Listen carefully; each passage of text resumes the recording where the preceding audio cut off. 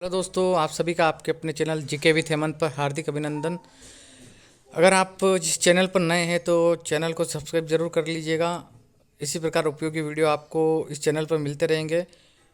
तो अभी रीट प्री हुई है, उसकी 3 शिफ्टों में हुए हैं एग्ज़ाम, 27 और 28 फरवरी को। तो इसमें कौन सी शिफ्ट में नॉर्मलाइजेशन होगा, किस शिफ्ट में नंबर बढ़ेंगे, इस पर हम डिस्कस करेंगे तथ्य के साथ। तो सबसे पहले हम देखते हैं, पहली शिफ्ट हुई थी 27 फरवरी को, लेवल फर्स्ट हुआ था। उसमें मनोविज्ञान तो तीनों में ही लेवल की थी, मॉडरेट थी। मतलब जिसने कंसेप्चुअल पढ़ा होगा उसके लिए मनोविज्ञान इजी थी। बाकी फैक्चुअल प्रश्न तीनों ही शिफ्टों में काफ़ी कम पूछे थे और मनोविज्ञान का लेवल तीनों ही शिफ्ट में अच्छा था। हिंदी फर्स्ट लेवल में ठीक थी, जीके भी इजी था, पर्यावरण अध्ययन का। तो इसका निष्कर्ष है कि ये वाली शिफ्ट इजी थी अदर शिफ्ट से। अब बात करते हैं सेकंड शिफ्ट, जो एसएसटी और गणित विज्ञान की थी। तो सेकंड शिफ्ट और थर्ड शिफ्ट, ये सेकंड शिफ्ट 27 फरवरी को हुई थी और थर्ड शिफ्ट हुई थी 28 फरवरी को। तो देखो, मनोविज्ञान की बात करें तो मनोविज्ञान का आप देख लो कि तीनों ही शिफ्ट में लेवल फर्स्ट हो सेकंड हो, फर्स्ट सेकंड थर्ड तीनों शिफ्ट में मनोविज्ञान लेवल की थी। कंसेप्चुअल क्वेश्चन ज़्यादा पूछे थे। लेवल सेकंड में हिंदी के प्रश्न थे, कुछ प्रश्न जो लेवल सेकंड की सेकंड शिफ्ट के, वो थर्ड शिफ्ट से थोड़े से इजी थे। इसी प्रकार संस्कृत समान थी। और एसएसटी और गणित की बात करें तो गणित विज्ञान के भी प्रश्न इसमें थर्ड शिफ्ट में थोड़े से, सॉरी सेकंड शिफ्ट में थोड़े से आपके इजी थे। और एसएसटी की सब्जेक्ट से तुलना करें दोनों शिफ्ट की, सेकंड और फर्स्ट की, तो कुछ तथ्य के आधार पर देखें तो आइए देखते हैं अपन। सबसे पहले सेकंड शिफ्ट में ये प्रश्न पूछा गया था, टॉपिक था चोल दिल्ली सल्तनत और सल्तनत काल। ठीक है, चोल दिल्ली सल्तनत काल। तो इसमें एक भी प्रश्न इस टॉपिक से नहीं आया था सेकंड शिफ्ट में। इसमें चोल ग्रंथ के बारे में पूछा था, ये थोड़ा लेवल का प्रश्न था, डीप प्रश्न था। फिर सेकंड टॉपिक मौर्य काल से था, तो मौर्य काल में सेकंड शिफ्ट में पूछा था कशारपन और उनकी राजधानी। तो ये क्या है कि नॉर्मली अपन पढ़ते तो अपन को पता रहता है, तो ये थोड़ा इजी था question. According to third shift में जो मौर्य काल से अशोक के शिलालेख का क्वेश्चन आया था, धर्म वाला, धर्म यात्रा का, तो वो डीप पूछा था, थोड़ा अंदर से पूछा था। इसी प्रकार टॉपिक की बात करें गुप्त काल की, तो गुप्त काल से एक प्रयाग प्रशस्ति के बारे में पूछा था। किसने लिखी थी? ये हरिसेन ने लिखी थी, जो कि इसका रचयिता प्रयाग प्रशस्ति का।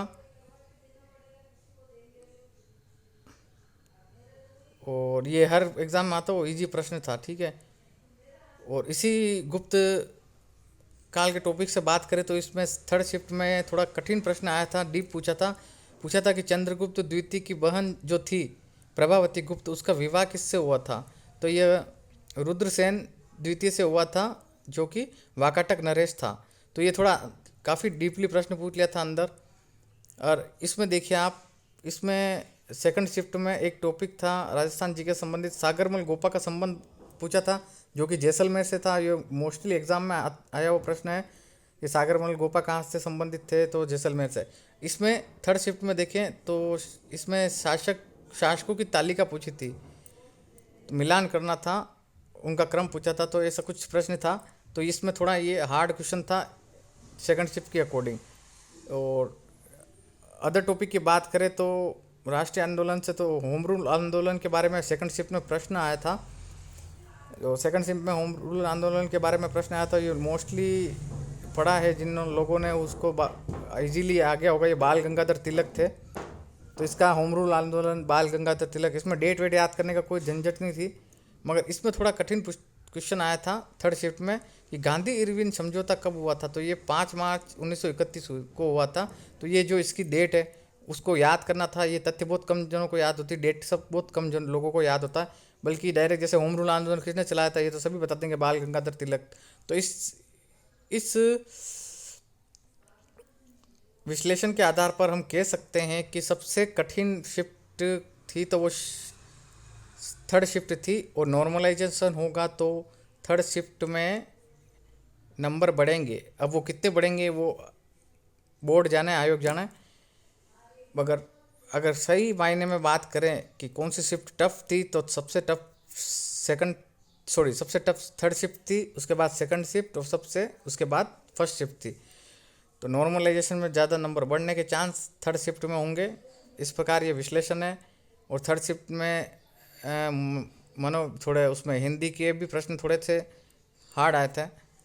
तो इस प्रकार थर्ड शिफ्ट को मेरे अकॉर्डिंग, ये आप बाकी आपके विचार हो सकते हैं, जिसको जो कठिन लगे वो बता सकता है अपनी तैयारी के अकॉर्डिंग। बाकी मेरे अकॉर्डिंग अगर इन विश्लेषण तथ्यों को देखकर विश्लेषण किया जाए तो मेरे अकॉर्डिंग तो थर्ड शिफ्ट ही सबसे हार्ड थी। और इस शिफ्ट में नॉर्मलाइजेशन होगा तो इस शिफ्ट में ज़्यादा नंबर बढ़ने के चांस है। और कितने नंबर बढ़ेंगे ये अपन कुछ कह नहीं सकते, ये आयोग और बोर्ड जानता है। तो इस प्रकार ये विश्लेषण था। अगर वीडियो अच्छा लगा हो तो लाइक करना, शेयर करना और चैनल को ज़्यादा से ज़्यादा सब्सक्राइब करना। Thanks for watching friends.